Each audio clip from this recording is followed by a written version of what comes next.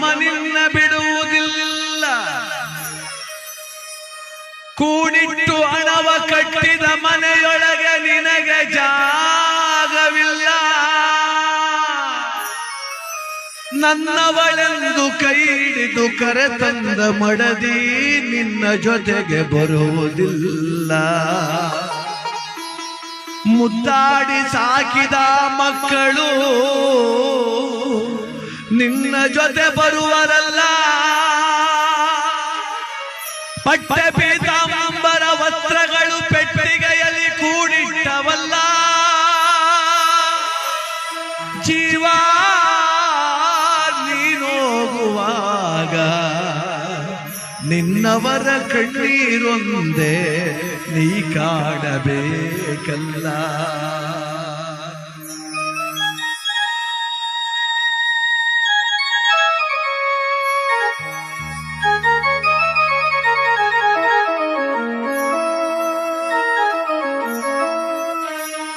ದಿಂಬಾದಲ್ಲಿರುವ ಜೀವ ಕಂಬಸೂತ್ರ ಬೊಂಬೆಯಂತೆ.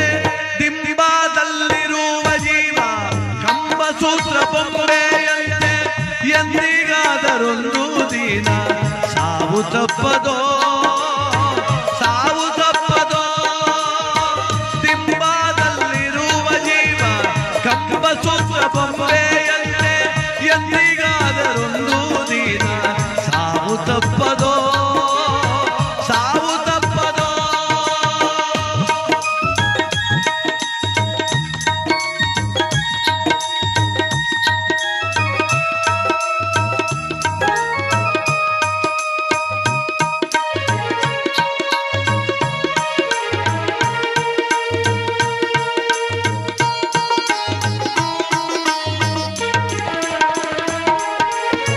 ಹುಟ್ಟುತ್ತೇನು ತರಲಿಲ್ಲ, ಸಾಯುತ್ತೇನು ಒಯ್ಯಲಿಲ್ಲ.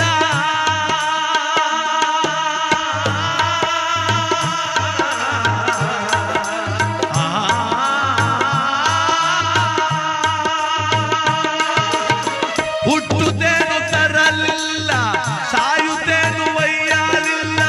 ಸುಟ್ಟು ಸುಟ್ಟು ಸುಣ್ಣದರಳು ಆಯಿತಿದೆ ಪ್ರತಿ ಕ್ಷಣ ನೋಡ್ತೀವಿ. ಹುಟ್ಟು ಸಾವು ನೋಡ್ತಾನೆ ಇದು ಜಗತ್ತಲ್ಲಿ. ಒಂದು ದಿವಸಕ್ಕೆ ಅದೆಷ್ಟು ಜನ ಹುಡ್ತಾರೋ, ಒಂದಿನಕ್ಕೆ ಅದೆಷ್ಟು ಜನ ಸಾಯ್ತಾರೋ. ಆ ಸತ್ಯ ಗೊತ್ತು ನಮಗೆ. ಒತ್ಕೊಂಡಾಗೇನು ಹೋಗ್ಲಿಲ್ಲ, ಬಂದಾಗೇನು ತರಲಿಲ್ಲ. ಅದ್ರ ಮಧ್ಯೆ ಹಾಳಾದ ಭಾವ ಬಿಡ್ತಿಲ್ಲ. ಹೋಗೋತು 3 ಎಕರೆ ಗದ್ದೆ ತೆಗೆದು ಬಿಡ್ಬೇಕು, ನಾ ಸಾಯತ್ತಿಗೆ 4 ಮನೆ ಕಟ್ಬಿಡ್ಬೇಕು, ನನ್ನ ಮಕ್ಕಳು ಹೆಂಡ್ತಿ ಭಾಳ ಸೇಫ್ಟಿ ಆಗಿದ್ಬಿಡು. ಏನು ಸೇಫ್ಟಿ ಮಾಡಿಯಪ್ಪ, ಏನು ಸೇಫ್ಟಿ ಮಾಡ್ತಿ? ಬರಬಾರ್ದು ಕಾಯಿಲೆ ಬಂದರೆ ಅದೇ ಜಮೀನು ಮಾರಿ ನಿನ್ನ ಆಸ್ಪತ್ರೆಗೆ ಸೇರಿಸ್ತಾರೆ. ಮಗ ಕೆಟ್ಟವನಾದರೆ ತಿಥಿ ಅದು 1 ತಿಂಗಳಿಗೆ 3 ಸೆಲೆಗ್ರಿಮೆಂಟ್ ಮಾಡಿ ಮಡಗ್ತಾನೆ. ನೀನೇನು ಸೇಫ್ಟಿ ಮಾಡೋದು ಅವ್ರನ್ನ? ನಾನು ಎಲ್ಲರನ್ನೂ ಸುಭದ್ರವಾಗಿ ಇಟ್ಬಿಡ್ತೀನಿ. ಲಕ್ಷ್ಮಣನ್ನು ರಾಮನ್ನು ಬಾಲದ ಕೋಟೆ ಒಳಗೆ ಮಡಿಕ ಕೂತಿದ್ನಂತೆ ಆಂಜನೇಯ. ನಾನು ರಕ್ಷಣೆ ಮಾಡ್ಬಿಡ್ತೀನಿ ರಾಮನ್ನ ಅಂತ. ಅವನ ಮಹಿರಾವಣ ಬಂದು ನೆಲದೆಲ್ಲ ಕೊರ್ಕೊಂಡು ಹೊತ್ಕೊಂಡು ಹೊಂಟೋಗ್ಬಿಟ್ಟ ಅವರ.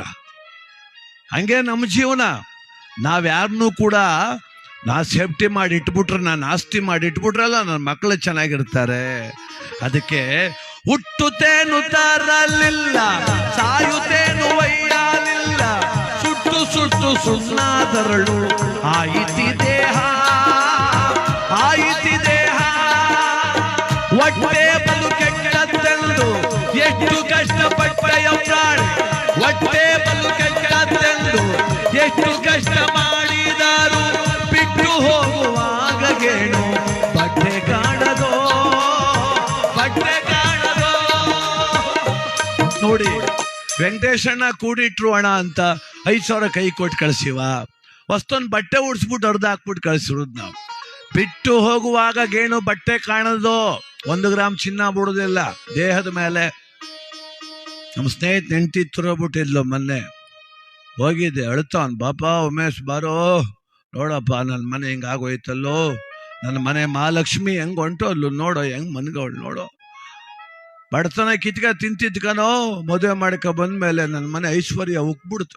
ಅವಳು ಮದುವೆ ಮಾಡ್ಕೊಂಡ್ಮೇಲೆ 4 ಎಕರೆ ಗದ್ದೆ ತಗೊಂಡೆ, 3 ಮನೆ ಕಟ್ತೆ, 3 ಮಕ್ಳು ಮದುವೆ ಮಾಡಿದೆ, 1.5 kg ಚಿನ್ನ ಮಾಡಿಸ್ದೆ, 5 kg ಬೆಳ್ಳಿ ಮಾಡಿಸ್ದೆ, 3 ಕಾರ್ ತಂದೆ. ಚೇರ್ಮನ್ ಎಲ್ಲ ಆದ್ನಲ್ಲೋ. ಅವಳೇ ಹೊಂಟೋದ್ಮೇಲೆ ಮನೆ ಯಾಕೆ, ಮಠವೇ ಯಾಕೆ, ಆಸ್ತಿ ಯಾಕೆ, ಒಡವೆ ಯಾಕೆ, ವಸ್ತ್ರವೇ ಯಾಕೆ, ನಂದೊಂದು ಜನ್ಮ. ಅಲ್ಲೊಂದು ಹುಡುಗ ನಿಂತಿದ್ದ, ನಟರಾಜ ಬಾಯ್ಲಿ ಅಂದ. ಏನಣ್ಣ ಅಂದ. ಇದು ಆ ಮೂಗ್ಬಟ್ಟು ಬಿಚ್ಕೊಬಿಟ್ರಪ್ಪ, ಬೆಂಕಿಗೆ ಹಾಕಿಬಿಟ್ಟರು ಅಂತ.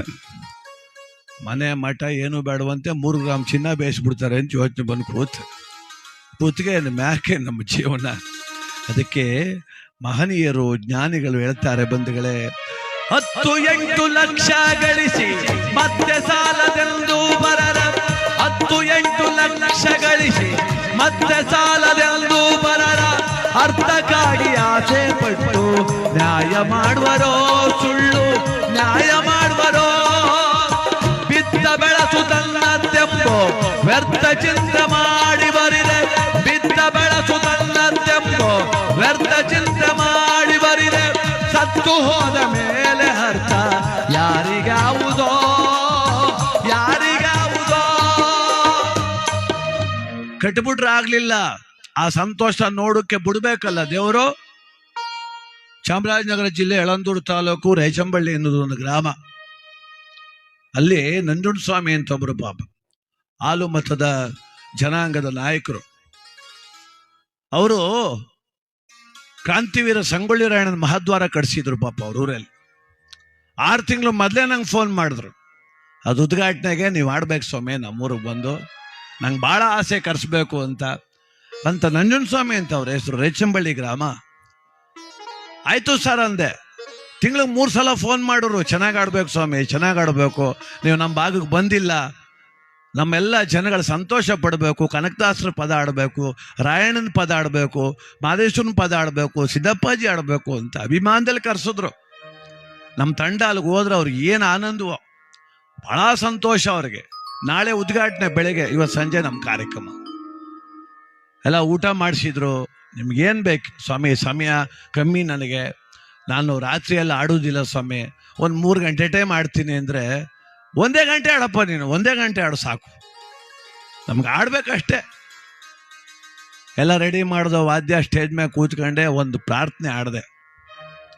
ಸ್ಟೇಜ್ ಮೇಲೆ ಬಂದು ಹೂನಾರ ಹಾಕ್ಬಿಟ್ಟು ಕೆಳಕ್ಕೆ ಹೋಗಿ ಕೂತ್ಕೊಂಡವ್ರು ಮ್ಯಾಗೆ ಕೇಳಲೇ ಇಲ್ಲ.